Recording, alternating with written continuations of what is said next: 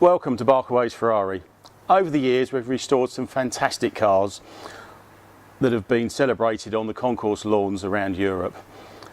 One of the problems we have is a lot of the cars we do you don't get to see. Some of them are part of private collections and we do them under wraps and they don't end up on a lawn, so you don't get to see what we do. So what we thought we'd do, we're going to restore a 308. This is my personal car, I've had it for about 10 years. So we're going to restore this car and do you a behind the scenes guide and show you how the team here have won nearly 30 awards in the last 5 years.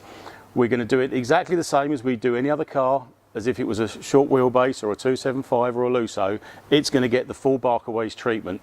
What we're going to do is put it on small film bits like this and show you each bit as we do it. I hope you enjoy this series.